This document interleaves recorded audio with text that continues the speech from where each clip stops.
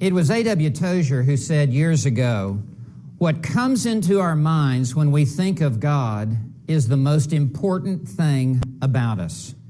I want to say to you, who you believe God to be, what He is like, is the single most important factor in your life.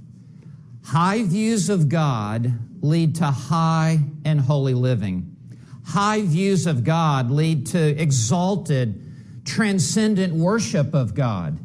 But low views of God lead to low and base living. Really, our knowledge of God is the continental divide in the Christian life.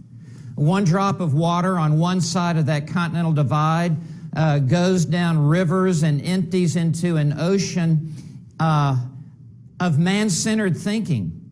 On the other side of that continental divide falls raindrops of God-centered thinking that flows down tributaries and into rivers and ultimately ends up in an ocean of God-centered worship and God-centered living and God-centered ministry, God-centered evangelism.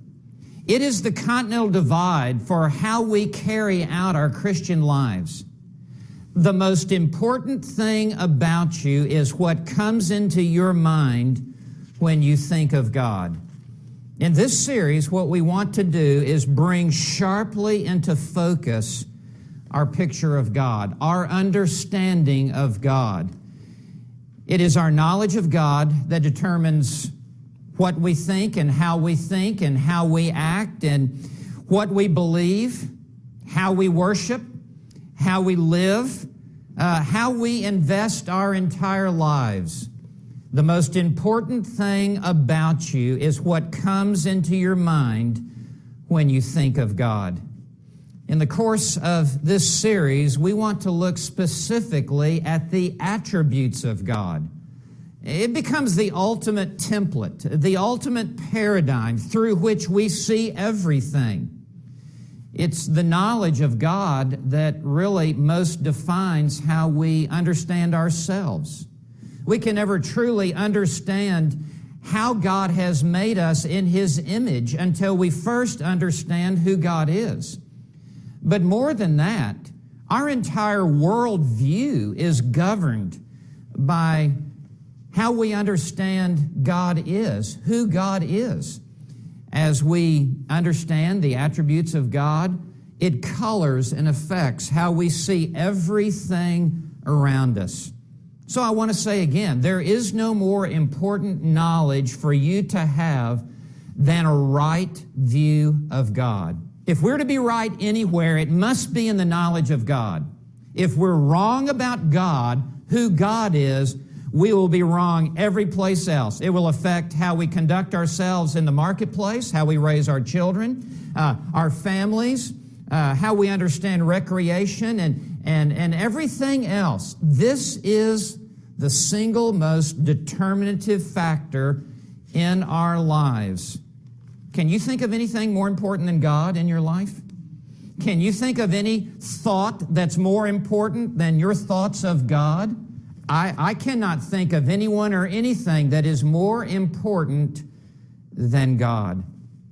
So here's what I want us to do in this first session. I want us to think first about what is an attribute of God. When we say the attributes of God, what are we saying? The word attribute refers to the qualities that belong to a person. It's a characteristic of that person. It's a feature that uniquely defines them. An attribute is what you attribute to another person. In the case of God, the attributes of God refer to His character, His nature, His personage. It refers to the perfections of God, the essence of God, the being of God, the qualities of God. Whenever you get to know a person, you want to know what they are like. And for us to know God, we must know what God is like.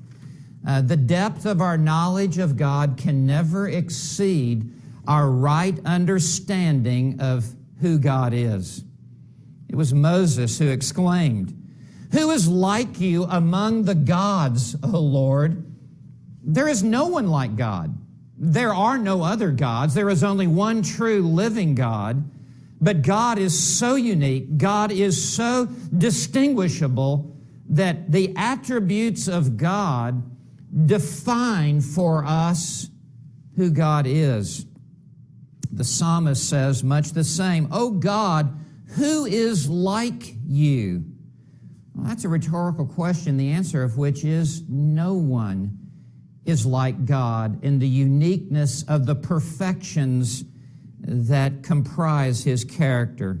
The psalmists also, the prophets also exclaimed, "Who is a God like you?" So the attributes of God are those character qualities that uniquely define who God is. And so we want to spend in this series our time outlining and profiling those unique attributes of God. What are those attributes? Well, we will look at some 15 attributes of God.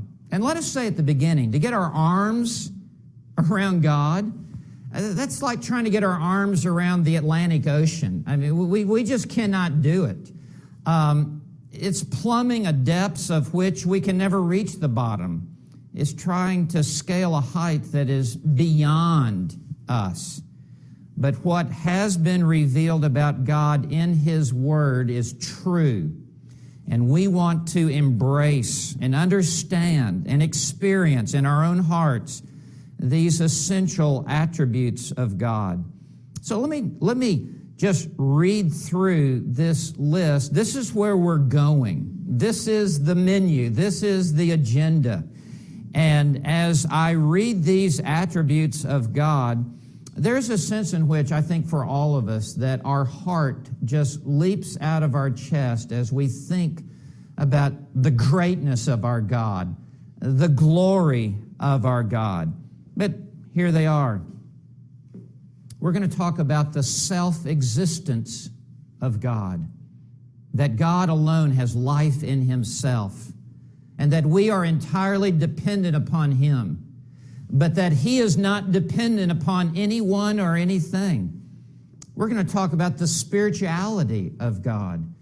By that I mean that God is a spirit being. He does not have a physical body like you and I have. He is invisible. He's right here in this room. We just can't see Him with our